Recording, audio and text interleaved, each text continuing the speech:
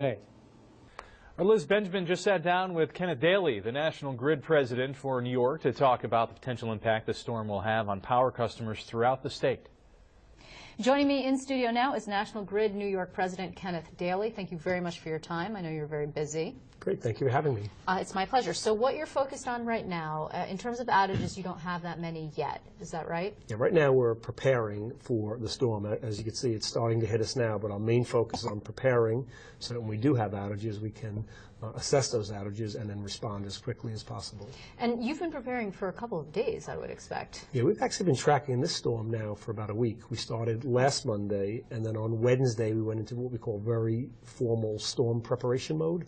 So all of our employees have a storm assignment. We began activating those assignments last Wednesday, and now all of our employees are ready to support the storm effort. So there's a moment where you all realize, oh, this is going to be really bad, and that's when, and Wednesday is when that occurred? Yeah, we track all the storms, and then at some point you can tell they are for real. This one we knew as early as last Wednesday it was coming at us, and we began preparing that. But it's also this unusual situation where it's meeting cold air, because normally a storm like this would sort of like spin back out, but because it's meeting this air, it's actually being ping-ponged in, and that's something that we don't usually see, right? I mean, yeah. You guys don't see it that absolutely. frequently. For us, it's a very unique storm, one we haven't seen in many, many years. I think what has us most concerned is first the intensity of the wind. Mm-hmm. So we're expecting 30, 40, 50 mile an hour winds, but then also the geographic spread. So you could have high winds, for up to 24 hours across our entire upstate New York footprint. And how many households are you guys serving in that footprint? We serve right now 1.6 million customers across upstate New York. So each household is roughly a customer as we define it. So quite a significant footprint. And you can't predict at this point how many people may or may not lose power? No, all we can do is prepare. And like I said, we've been preparing now for over a week. So we feel that we're as well prepared as you can be. Fortunately, we learned a lot last year. Mm-hmm. We were very proud of the way we responded to Irene and then to Tropical Storm Lee. We had all of our customers back on in a relatively short time frame. We made some very significant investments to make our system more resilient. So we're as prepared as you can be.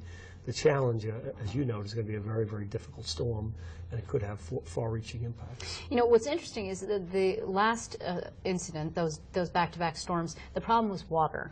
The problem was flooding. Now, I don't know if folks have seen some of that downstate footage, but their problem is water in New York City. And you and I were talking before we came on the air. They have a buried system, an underground system, and that makes things more difficult for them because when water gets into that system, it's really problematic.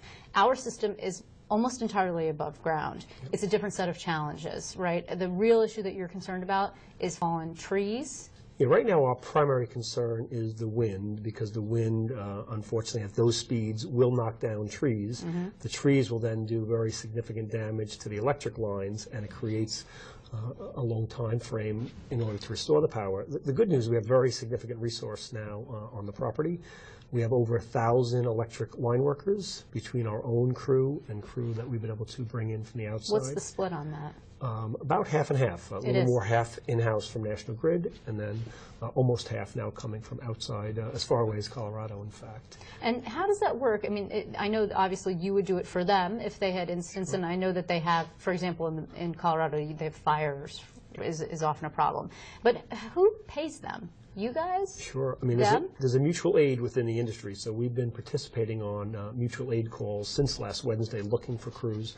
And as I mentioned, we've been successful in getting the crews from out of New York to come and support us. Mm-hmm. And on the flip side, many cases in the past when they've had challenges, we would send National Grid crew, and then whichever company is using the crew would then pay them for their time. Okay, so it's not like a tally where you say, okay, well, last year we sent you these guys, you're sending us these guys, and now it's a wash. No, each storm has a separate bill. We track it very carefully. We monitor it closely, but then that utility would pay for those costs. So in the instance that that the power goes out, and like as I was mentioning earlier, the situation with New York City, it's difficult to diagnose that problem and to fix it when the line is underground. Here you have more of a possibility of having a problem, but yet you can look up at the line and say, oh, there's the problem, and then subsequently get to it, assuming that the area area around it is clear. That's your first step, is that right? Absolutely. I mean, the challenge with wind, as I mentioned, is the tree damage and then the significant outages we can see. The benefit is you can see it, visually, and you can more quickly respond and hopefully more quickly restore the power.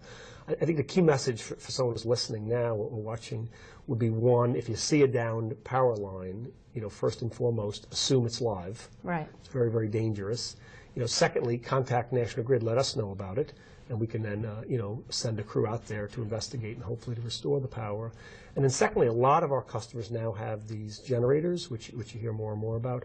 Very, very important message is never to operate the generator inside the premise. Because of fumes or fire or both of those things? Either, particularly the fumes could cause the customer to become overcome, but fire as well. Okay. Well, I know you're monitoring this, and so are we. I have my fingers crossed that fewer people than expected run out of power or lose their power, but I know that you'll be on top of it. I want to thank you very much for being with me. I appreciate it. Great. Well, we feel, like I said, as well prepared as you can be.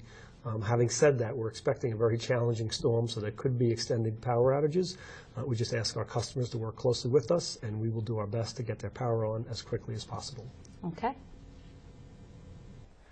Now you're taking an earlier look over the downtown Albany skyline. We continue to monitor Sandy and the impact the storm will have on our area.